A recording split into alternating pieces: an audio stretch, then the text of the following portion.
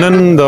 کاټلنګ چړچوړ کلی ضلع مردان کې د ولی محمد باچا په اجره کې یو ډیره درنه دستوره شو. دا دستوره د یو رکشوي دیوان د حضرت شاه بابا چې پاخون بابا مشهور د کاټلنګ سیمه کې داغه دیوان چې هغه رکشوي او هغه نامتو لیکوال محقق علامه اقبال اوپن یونیورسيټي کې د پاکستانی ژبو څانګې چیرمن پروفیسور عبدالله جان عابد صاحب را پیدا کړو. بیا ور سره ډیره زیاته خواري کړې و او هغه په یو کتابي شکل کې سره د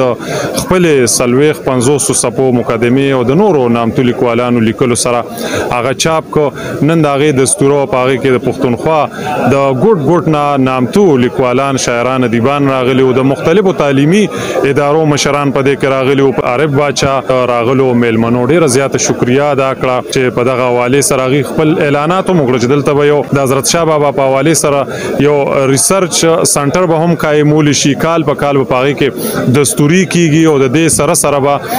مختلف نورم د دې خیال چې په دې حواله سره نور ریسرچ زیات کړی شي. ټول مخه تاسو د میډیا ټیمونو ډیر زیات شکریا ادا کوم چې تاسو دومره لري علاقې ته زموږ د خړې پړې وجرو ته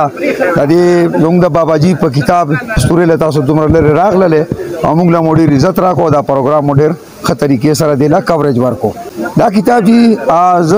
په خپل خاندان د طرفه خبره کوم دا زموږ د خاندان دا کتاب د تیر 200 کال نه زیات نه زموږ نه پټو مونږ ته نو پته ای چاته په پیډه کې نه چا مخکې خبره کړې ده د دریو پیړو ما ته پته راځي هغه کې چا چره د دې د شاعري یا د دې عقل باندې چره خبره نه ده شوی نه موږ د مشران نو اوریدلې و نه تر 200 پورې راغلې و. ما دا د علامه اقبال اوپن یونیورسيټي ډاکټر پروفیسور عبدالله جان عابد صاحب دی اوپیرا رابطه وکړه او دا غي رابطه باندې موږ د سره ټایم کې خو د سره موږ ملاقات وکړو. هغه کې دوی موږ د دې دیوان د ملاویدو او د دې د چړچوړ سره تعلق او د باباجي دا وی موږ دا غنه خبر کړو. دا غنه پس بیا دا موږ په دې باندې غوي سره کار شروع وکړو د دې اشاعت او د دې پبلیکیشن هغه مو سره دغه وکړو. الله دې ډاکټر سره نور زتونه ورګي هغه موږ دا غي په دغه کې موږ دا احسان انګر باندې وکړو چې دا کتنه دستوره زموږ اجره تک موږ راوړل. باباجي کتاب مولوستو موږ وکړو او د مشران مونږ واورید په دې د مخکتنه دستوري کې د باباجي افکار ټول رحمان بابا په دغه باندې په تصورات او دغه د خیالات سره بالکل منسلک دي او دغه په لار دي. ټول صوفیانه شاعري د 600 پورې موږ پویو او دا ټول د عشق حقيقي خبرې دي او دا یو ډېر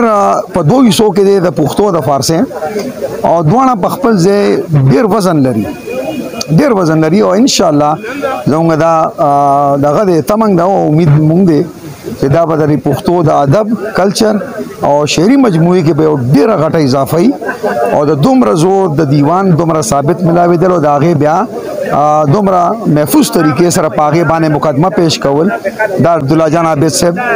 سر باندې ډیر لوی سره دا پر ملمان راغلی او څومره تاسو خلک راغلی او څومره خلکو موږ سره مرسته وکړه په دې په مخکتنه دستوره کې دا غوښ ډیر شکریا ادا کوم او ان شاء الله په دې اکل باندې د باباجي په یاد کې با مونږ ته کوم دغه پیشو قراردادونه پیشو پاغه کې جو قرارداد دي چې دلته کې دا غونډه د هر کال کې دي شي نو ان شاء الله دا به موږ جام دې ساتو او د دې په موږ اوس حق ادا کوو ایز ا فیملی به حیثیت د فیملی او موږ بیا به سره کینو او دا غیر ټول نه غټه وجه چې موږ په خپل لاول زده کړه کوو د باباجي دا شعري مجموعه دا غوي د فکری او دا غوي د تصوف د سوچ د دې په موږ په خپل جایزه باندې اخلو دا غي پاک لبنګ موږ د لپاره خپل جدوجہد ضرور کوو.